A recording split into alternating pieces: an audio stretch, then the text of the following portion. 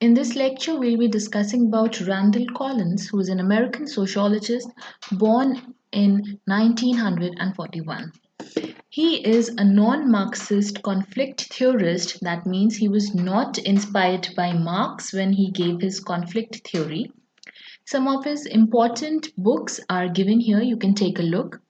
The book that we will be focusing on is his first book, that is Conflict Sociology, which was published in 1975. Talking about the methodology, he used the phenomenology and ethnomethodology, that is the study of everyday life, in his conflict perspective. So rather than focusing on the macro perspective of conflict, he focused on the micro perspective. So his study was micro oriented, and therefore he added a new level to the macro level of conflict theory. Because before him, the theorists, they focused on the macro perspective of conflict in the society. He also used the historical comparative methodology, and on the basis of the individual point of view, he explained stratification in the society on a daily basis. He chose conflict as the central process in social life. So he did not go into the details if conflict is good or it is bad, but he said that for the society, it is the central process. That is how relationships work. And therefore, his view is not ideological, because he did not give any perspective whether conflict is good for the society or bad for the society. Therefore, he was less influenced by Marx, who was very clear about his perspective on conflict in the society, that it is very bad for the society and it is the reason for many of the things that are happening in the society. Therefore, he was more influenced by Weber, Durkheim's concept of religion, and Goffman's concept of dramaturgy, which we'll be studying in next lectures. He argued that all the relationships in the society are based on some antagonism, domination, and conflict on one hand. So he gave three elements on the relationships which are in the society. And on the other hand, he said that there are also patterns of solidarity. That means, on one hand, where there is conflict and domination, on the other hand, there is also solidarity. His study was based on empirical data and grounded theorization, which was not done by other conflict theories. He made use of Goffman's model of interaction rituals, where he used the concepts of front stage and backstage performance. He emphasized on the importance of emotions in forging solidarity among individuals who are engaged in a conflict.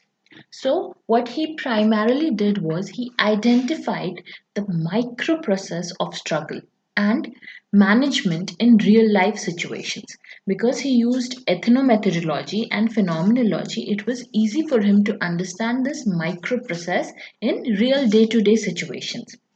And he also did this because he wanted a complex and detailed analysis of reaction of people in the society, of status groups, and also of the individuals who have different roles in the society with regards to competition, what the competition is for in the society, for resources, for opportunity, for power. So all of this was studied by him. Coming to the concept, he viewed structures and actors as inseparable. That means structures and actors are a part of one whole. And he wanted to find the patterns of interaction, how structures and actors interact with each other. He believed that actors keep on creating and then recreating social organizations. Although he was not inspired by Marx, but he considered the Marxian theory as the starting point of conflict theory. That means it was because of Marxian theory that conflict theory came into being.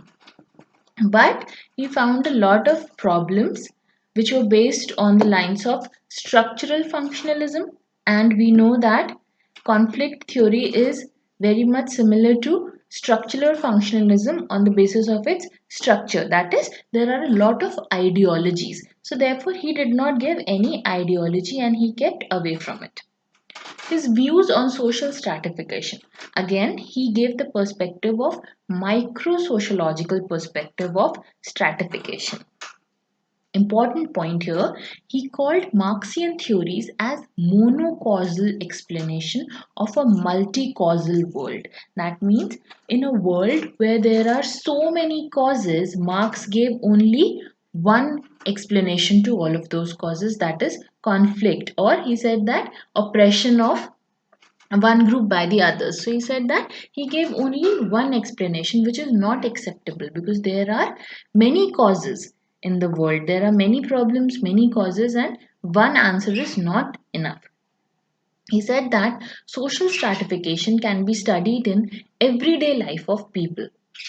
The more similar people's resources, the more likely interactions are to be relaxed. Whereas when larger inequalities exist, interaction will be stiff, ritualized, and short term. This is what he believed, that stratification is happening. Why? Because there is an improper interaction. The interaction is not very proper in the society. And why is it not proper?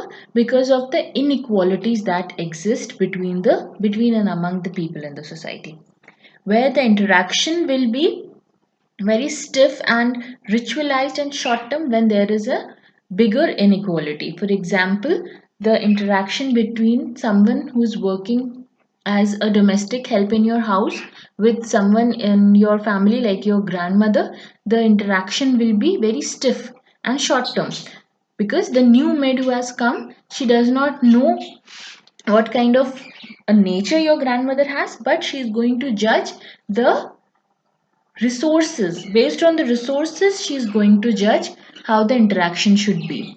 Because there is a wide inequality, because there is a wide gap, on the basis of this resource, the interaction will take place.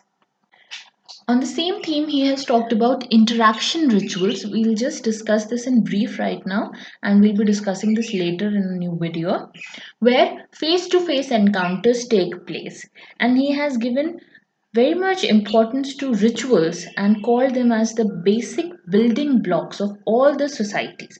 It could be when we're talking about groups, organizations, or societies as a whole, rituals are very important, and interaction rituals where the face-to-face encounters are taking place, they become very important.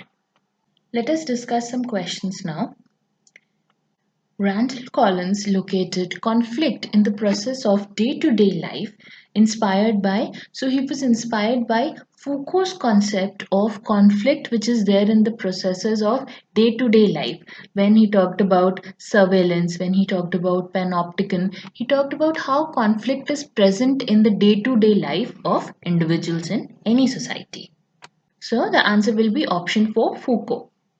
Next question. According to who, social structures may be translated empirically into patterns of repetitive micro interaction. So this was said by Collins, who believed that, he said that individuals and structures go hand in hand and they create these patterns and then recreate it. So it is a repetitive micro interaction which may be translated empirically, okay, because it is happening in the society, it is happening in the day-to-day life of people.